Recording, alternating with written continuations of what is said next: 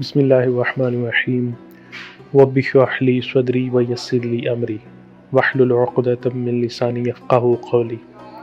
The legends of اسلام کے ساتھ میں ہوں محمد خالد، اور آج ہم حضور صلی اللہ علیہ وآلہ وسلم کے شجرہ نسب پر بات کریں گے، اور ساتھ ہی ساتھ ہم یہ بھی دیکھیں گے کہ حضور صلی اللہ علیہ وآلہ وسلم کے شجرے میں کتنے انبیاء کرام علیہم السلام آتے ہیں۔ تو آئیے ہم شروع کرتے ہیں۔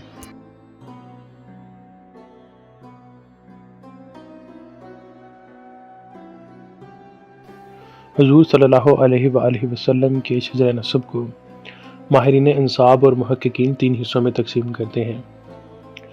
سب سے پہلا حصہ جناب عبداللہ سے عدنان تک جاتا ہے، اور اس حصے کے متعلق ماہرین انساب کا اتفاق ہے کہ اس میں کسی قسم کی کوئی غلطی موجود نہیں ہے۔ دوسرا حصہ عدنان سے حضرت ابراہیم علیہ السلام تک جاتا ہے، جس کے بارے میں کچھ ماہرین کا خیال ہے کہ اس میں کچھ غلطیاں موجود ہیں، جبکہ کچھ ماہرین کا خیال ہے کہ اس میں کسی قسم کی کوئی غلطی موجود نہیں ہے۔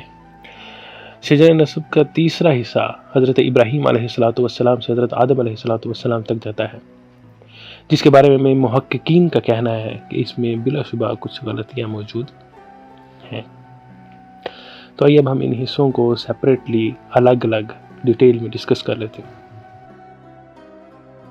آئیے ہم سب سے پہلا حصہ ڈسکس کرتے ہیں، حضور صلی اللہ علیہ وآلہ وسلم کے حسب نسب کا پہلا حصہ۔ جی،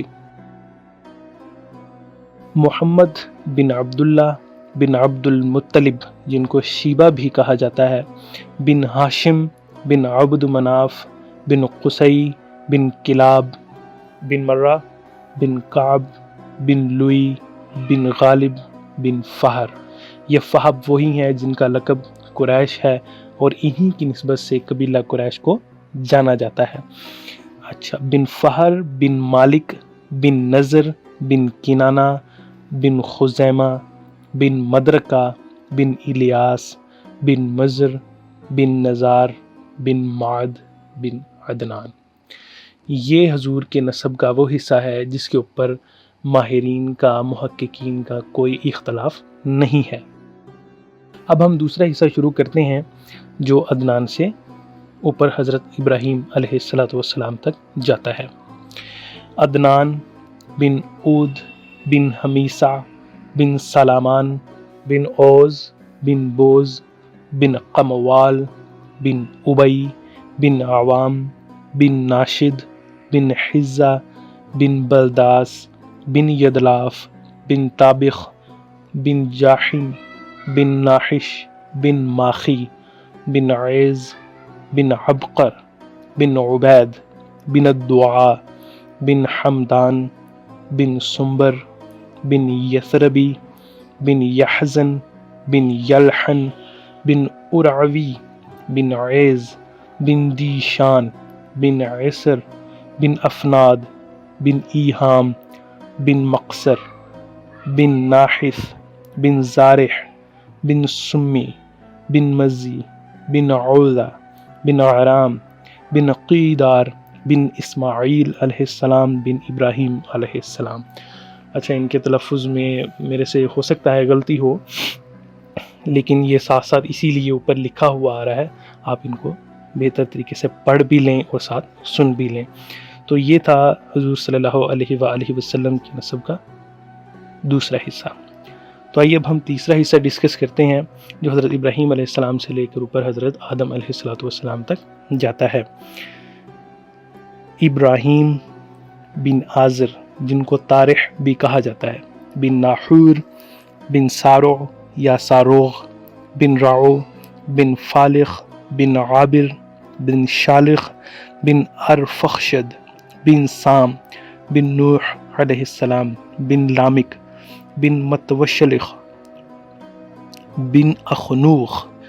کہا جاتا ہے کہ حضرت ادریس علیہ السلام کا دوسرا نام ہے۔ بن یرد بن مہلائیل بن قینان بن آنوشا بن شیس بن آدم علیہ السلام، اور یہ حضرت شیس علیہ السلام بھی اللہ تبارک و تعالیٰ کے نبی ہیں۔ تو یہ یہاں پر ہمارا تیسرا حصہ کمپلیٹ ہو جاتا ہے۔ تو یہ حضور صلی اللہ علیہ وآلہ وسلم کے حسب نسب کے وہ 3 حصے ہیں اور ان حصوں کی ڈیٹیل بھی آپ کو بتا دی گئی ہے۔ تو آئیے بڑھتے ہیں اس ویڈیو کے دوسرے حصے کی جانب، جس میں ہم آپ کو بتائیں گے کہ حضور صلی اللہ علیہ وآلہ وسلم کے شجرہ نسب میں کتنے انبیاء کرام علیہ السلام آتے ہیں۔ حضور صلی اللہ علیہ وآلہ وسلم کے شجرہ نسب میں کل 6 انبیاء کرام آئے ہیں، جن میں سب سے پہلے ہیں حضرت اسماعیل علیہ السلام، ان سے اوپر حضرت ابراہیم علیہ السلام، ان سے اوپر حضرت نوح علیہ السلام، ان سے اوپر حضرت ادریس علیہ السلام، ان سے اوپر حضرت شیث علیہ السلام، اور ان سے اوپر حضرت آدم علیہ السلام۔ یہ 6 انبیاء کرام حضور صلی اللہ علیہ وآلہ وسلم کے شجرہ نسب میں آتے ہیں۔ ان میں سے جو اوپر والے 2 ہیں، مطلب کہ حضرت اسماعیل علیہ السلام اور حضرت ابراہیم علیہ السلام، یہ وہ انبیاء کرام ہیں جو حضور صلی اللہ علیہ وآلہ وسلم کے شجرہ نسب کے دوسرے حصے میں آتے ہیں، جس کے بارے میں کچھ ماہرین کا کہنا ہے کہ اس میں کچھ غلطیاں ہیں اور کچھ کا کہنا ہے کہ یہ ٹھیک ہے۔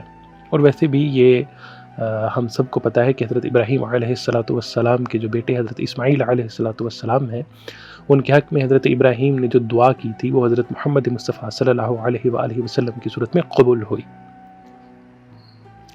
اس کے علاوہ جو باقی کے 4 انبیاء کرام ہیں، جن میں حضرت نوح علیہ السلام، حضرت ادریس علیہ السلام، حضرت شیث علیہ السلام اور حضرت آدم علیہ السلام آتے ہیں، یہ چاروں کے چاروں حضور پاک صلی اللہ علیہ وآلہ وسلم کے شجرہ نسب کے تیسرے حصے میں آتے ہیں، جس کے بارے میں پہلے بھی بتایا جا چکا ہے کہ ماہرین انساب اور محققین کا خیال ہے کہ اس میں کچھ نہ کچھ غلطیاں موجود ہیں۔ آج کی ویڈیو سے صرف اتنا ہی، ہم پھر ملتے ہیں اپنی نیکسٹ ویڈیو میں، تب تک کے لیے اپنا بہت زیادہ خیال رکھیے گا۔ اللہ حافظ۔